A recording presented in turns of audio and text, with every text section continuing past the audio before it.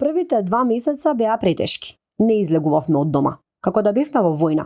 Вака за Алфа телевизија раскажува Александра Икономова од Македонија, која веќе 2 години живее во лулката на коронавирусот Кина. Тие ги минаа најтешките денови и се уште се опоравуваат од кризата на COVID-19. Во разговор со неа дознаваме за макотрпниот период и тешкото искуство на граѓаните на еден од најголемите финансиски центри во светот, Шангај. Добро утро секое утро, Александра. Најпрво ти благодарам што ја прифати поканата да бидеш дел од нашата програма. Добро утро, Александра, и за тебе и за гледачите на Алфа ТВ. Ви благодарам за поканата. Чест ми е да бидам дел од вашата емисија. Да одиме со ред. Каква беше кај вас во декември минатата година кога започна се? Всушност не почна се во декември. Се спремавме за прослава на кинеска нова година на крај на февруари и сите компании затвараат и луѓето си одат дома затоа што повеќето и не се локални од Шангај, туку престојуваат тука заради работа. Во Кина кинеската нова година најголемиот празник и тогаш има висока фреквенција на движење меѓу градови кога сите си одат дома и пошироката фамилија се собира на ручек за да се видат со сите блиски. Памтам најголем шок на информација ни беше во време неколку дена пред завршувањето на кинеската нова година, кога требаше да се вратиме на работа. Ретко излегувавме во тоа време. Имав пријатели во раздвојот на Шангај и никаде не пуштаа да влеземе без маска. Како е да се живее во Шангај во време на пандемија? Луѓето овде се многу одговорни и сериозно го сватија проблемот, можеби повеќе отколку што за мене личеше нормално. Се грижат за безбедноста на блиските, се плашат да не се разболат. Имам пријатели што воопшто и не излегува од дома и не излегуваат од дома се уште. Беа тешки 2 месеци. Првиот удар на информации личеше како да сме влезени во војна. Берзите нагло паѓа, луѓето се плашаа за снабдување со храна. Активно се споделуваат постови за справување со вирусот, главно од работната група кај мене во фирма. Јас работам во прилично голема компанија и активно споделувавме информации со групата што ни помага во секојдневното работење. Ке може ли да ни раскажеш какви беа мерките на самиот почеток? Се носеа маски, порачувавме онлайн, работевме хоум офис, ги дезинфицираа јавните објекти, улиците секоја вечер, буквално ништо не работеше освен дисконтите за храна и аптеките можеше да се купи преку шалтер со блокада на врата да можеш само да платиш. Од работа секој ден ни праќаа формулар за телесна температура, подпис со кривична одговорност и следење на движење. Ако патуваш помеѓу 2 града, 2 недели не можеш да се вратиш на работа. Владата превзеде целосна одговорност за контрола на здравјето на сите и контрола на движење на секој поединец. Фирмите беа туторирани како да се справуваат со кризата, воведоа посебна законски мерки како да се олесна работењето и да се обучат компаниите како да се справат со кризата и како ефикасно да водат онлайн работење. Дигитални беа и состаноците, во кои учествуваа околу 60 лица, колку што имам колеги. Хотелите беа контролирани секојдневно, полиција доаѓаше во посета на хотелот 2 пати дневно да провери дали све во ред, дали има дезинфекциони мерки, дали има прилив, одлив на гости и гости во посета. Хостелите се затворија. Јас претходно живеев во шарет апартмани за време на епидемијата, се пресели во хотел, што не е многу посетен. Пред да влезеш било каде, ти мера телесна температура, мора да е под 37 степени, ги прскаш кондурите со средство за дезинфекција, ги бришеш рацете со марамче за стерилизација, носењето маска задолжително, се подпишуваш на документ со лични податоци и телесна температура на документ за кривична одговорност, што на крај на денот се испраќа во полиција. Мерките за заштита почна веднаш. Разликата е што владата овде е многу спремна, подготвена, зазема позиција на родител и дава точно дефинирани правила и насоки. Луѓето се одговорни, ги преземаат сите мерки за да се заштитат себе си и околината, а друга работа е што менталитетот е многу различен и нема толку интензивни социјални активности во големи групи како што е случај во Македонија, па не паѓа толку тешко кога треба да останат дома. Како реагираа луѓето на почетокот? Беа дисциплинирани? Како воопшто ги преживував оние најтешки денови? Се плашеа заради падот на берзата. Кинезите имаат навика да штедат за пензија на берза. Пензиите им беа доведени во прашање. паниката беше јасно видлива, но разлика е кога тие се во паника не се гласни, туку се достоинствени и достоинствено се справуваат со ситуацијата, работат на случајот да спасат се што може да се спаси. Еден месец работевме home office, со околу 2 месеци речиси немавме излезено од дома, се одеше само да работа и назад, некои луѓе се уште не излегуваат од дома. Порачувавме онлайн, продавниците работеа со скратен режим, подоцна рестораните се отворија и имаа право да работат до 6 навечер. Тука секако практика е да се прават поголеми неделни залихи за време на викенд. Кога почна кризата, веќе имав големи залихи на храна кои ми беа доволни за 2 недели.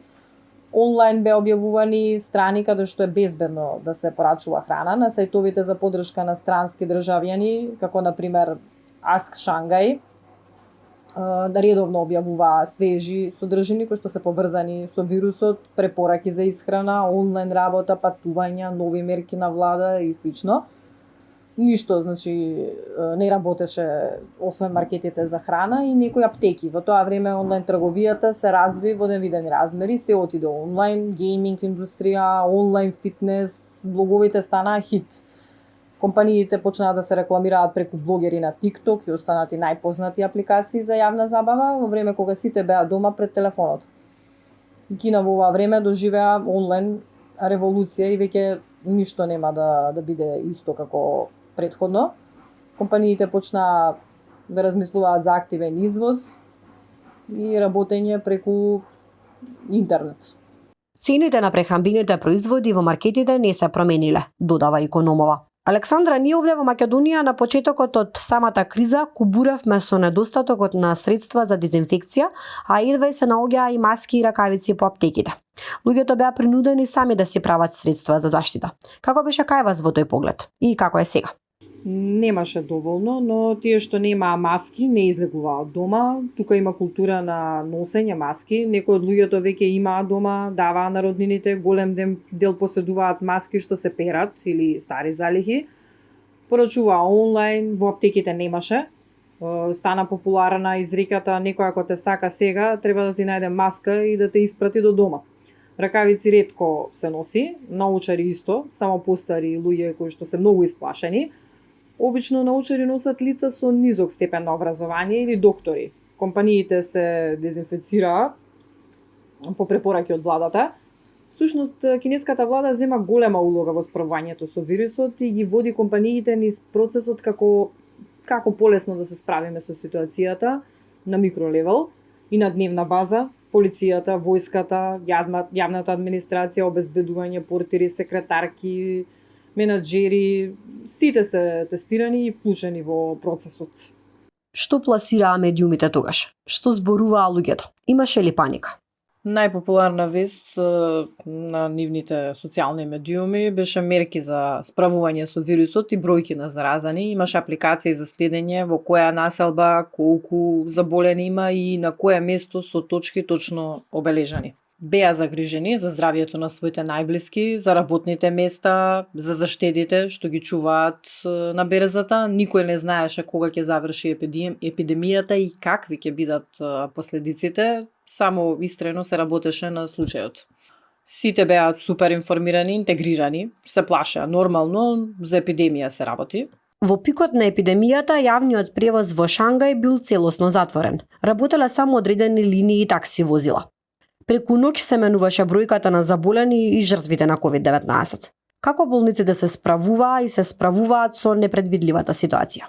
Работеа и прекувремено, најмуваа дополнителни работници, се отвори најголемата болница во Кина за епидемија за неколку денови, реагираа превентивно на секоја опасност уште пред да се случи. До нас овде стигнува дека состојбата кај вас е сега мирна. Опиши ни како е сега таму. Како ви минува еден ден? Сега се враќа во нормала, мера температура на работа само еднаш, наместо 2 пати дневно. Лентите околу зграда се отворија, отворен и пристапот секаде. Носење на маски строго се контролира на сите јавни места со полиција, обезбедување и со јавен апарат. Искрено, минатите 2 месеци беа исцрпувачки, особено моментот што работевме од дома дење, ноќе, за да спасиме фирмата и да ги обезбедиме клиентите со продажни тригери за да се го одржат бизнисот. Работам во брендинг компанија и секојдневно објавувавме микро веб страни, постови за производите на клиентите, ангажиравме блогери за да прават смешни и превентивни видеа кои што се врзани со производите. Ги сертифициравме компаниите со сертификат за безбедност, што подосна се лепи на амбалажата или се користи за онлайн рекламирање. Добро поминавме со оглед на тоа што работиме за големи клиенти и многу од нив за време на кризата доживеа виден публицитет во време кога сите дома беа пред телефоните. Тука постои култура на интензивно читање, онлайн блогови, младите некој пат поминуваат повеќе од 6 часа на мобилен телефон, играње видеоигрици, читање новости, едукација, слично. Така фулиња речиси и нема, освен во квартови кои што се наменети за туристи и странци, луѓето имаат култура да се соберат на ручек или вечера или за викенд да го поминат времето во играчници каде што имаат различни реквизити за наградни игри, караоке, флипери. Животот е драстично успорен, работењето е поинтензивно, сите се фокусирани да останат безбедни, да си ја сочуваат работата на компанијата во која работат. На кој начин ја трошите негативната енергија и како го користите слободното време? Има ли забава? Речи си и да нема. Се радуваме на одење во продавница, прошетка во парк или предпазлив шопинг во некоја омилена продавница сега кога повторно се отворени. Сите до еден носат маски. Мерките за заштита дисциплинирано се почитуваат. Во секој маркет мерат температура пред влезот. Се дезинфицираат раце, чевли, онлайн пратки. Нема нови заболени случаи и се чека работите да се стабилизираат, објаснува економова. Александра, познаваш ли некој од Вухан? Како е сега таму? Што велат? Имам пријатели и колеги од Вухан, што во моментот беа затечени во Шангај, кога се затвори влез-излез од градот. Нивните родители им јавуваа дека имаат излез само за да купат храна, еднаш во 2 дена. Вратите од становите беа патентирани, отвара еднаш во 2 дена на луѓето кои им беше забрането да излегуваат од дома.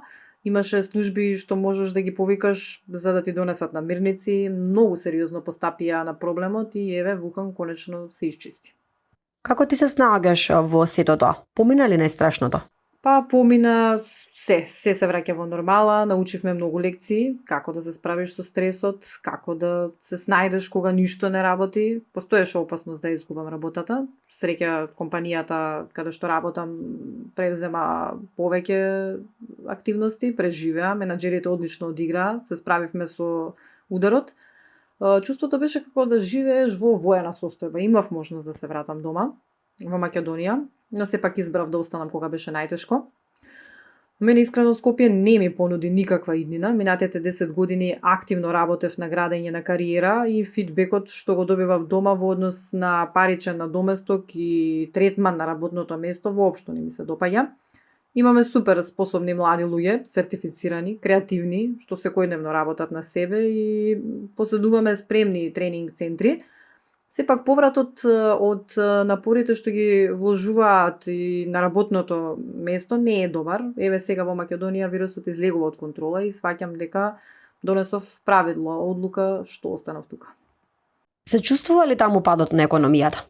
Пред некој ден берзата падна под нула. Во историјата на Кина ова не се случило досега. Луѓето ги губат сопствените заштеди на берзата, компаниите се затвараат и има масовни отпуштања. Сепак решија дека најдобар начин е привремено да се стопира целата економија за да се спасиме од епидемијата. Се чувствува трансформација на цела економија во технолошки организацијски правец. Поспремни се за реакција со кризни состојби, брзо регрутирање, онлайн операции, менаџирање на критични клиенти, а од скоро време многу се размислува и за извоз. Што е нешто ќе ни го дадеш како совет за полесно да го пребродиме овој кошмар? Прво, властите сериозно да ја сватат ситуацијата, се треба да се затвори, да се преземат интензивни мерки за дезинфекција со хеликоптери, цистерни, ангажирање на полиција, војска и обезбедување, да се обучат компаниите од страна на владата како да работат онлайн, а и луѓето гледам не се воопшто ниту самокритични, ниту дисциплинирани, не ги следат препораките. Всушност, не треба препораки, треба привремени законски мерки да се воведат. Би било добро ако можеме да побараме експерти од кинеската влада да испратат лица, што на лице место ќе нас советуваат како да се справиме со епидемијата. Во Кина беа спроведувани многу микромерки, што во Македонија не верувам дека се разгледани како опција, од апаратура за мерење на температура, спреови за прскање на чевли, контрола на движење на секој поединец со неинвазивни мерки, се до туторирање на компаниите како да се однесуваат во оваа состојба.